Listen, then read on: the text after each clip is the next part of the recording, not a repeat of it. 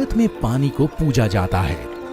हमारे शास्त्र, वेद पुराण, रीति रिवाज, यहाँ तक कि हमारे स्मारक इसका प्रतीक है।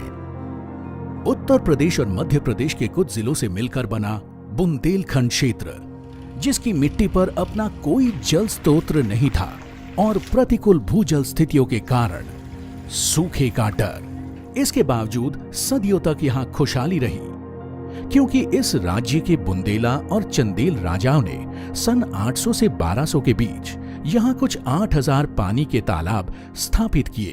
सिमटी सिमटी जल भर ही तालाबा, यानी धीरे धीरे करके ही जल से तालाब भरता है। ये तालाब हमारी परंपरागत देन थी हमारी, और इनकी पूरी एक बड़ी अच्छी व्यवस्था थी जिसमें कि समाज यानी कम्युनिटी का बहुत बड़ा योगदान जिसमें हुआ करता था, और राजा का काम सिर्फ धन मुहैया कराना होता था। बाकी पार्टिसिपेशन प्लानिंग जो थी वो सब समुदाय की होती थी। पर धीरे धीरे कहीं हम इस परंपरा को हम भूलते गए। तो हमारा उद्देश्य यही है कि जो पुराने तालाब हैं, परंपरागत तालाब हैं, उनको फिर से वापस जीवन दिया जाए जिसमें कि समुदाय को फायदा हो।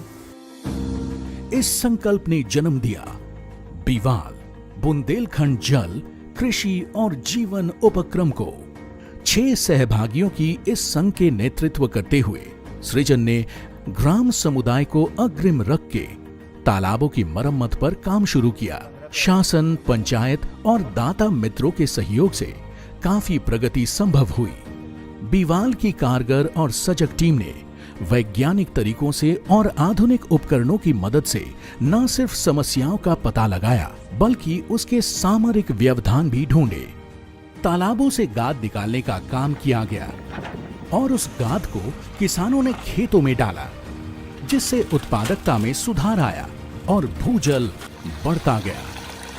वो क्या है कि जैसे आसपास में तालाब के कुआं है तो उनका भी जल स्तर बढ़ जाता है, गहराई के कारण उनको भी लाभ होता है।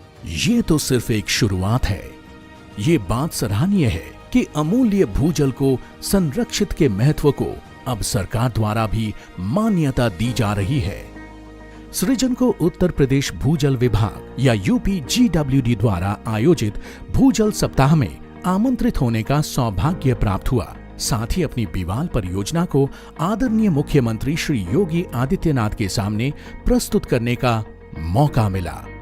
सृजन संस्था पिछले 20 वर्षों से जल संवर्धन कार्य और प्राकृतिक संसाधनों पे काम कर रही है। पिछले वर्ष पहले चरण में हमने 54 तालाब बुंदेलखंड के 49 गाँव में किए हैं, ललितपुर, महोबा, चित्रकूट और हमीरपुर में।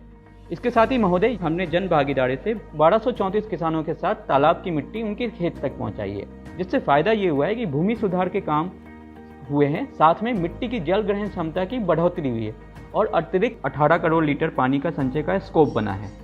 मैं वास्तव में आभारी हूं आप सभी जल सत्याग्रहियों का, जो विभिन्न स्वयंसेवी संगठनों के माध्यम से इस पवित्र कार्य के साथ जुड़े हुए हैं। जल है तो कल है। मुझे बड़ी खुशी है कि उत्तर प्रदेश सरकार भी इसमें भागीदारी कर रही है, और माननीय मुख्यमंत्री योगी जी के निर्देश में जो कार्य हो रहा है उसमें हम भी सहभागिता करना चाहते हैं, और हम यही चाहेंगे कि सरकार के साथ हम मिलकर जितना भी हमसे योगदान हो सके हम देना चाहेंगे।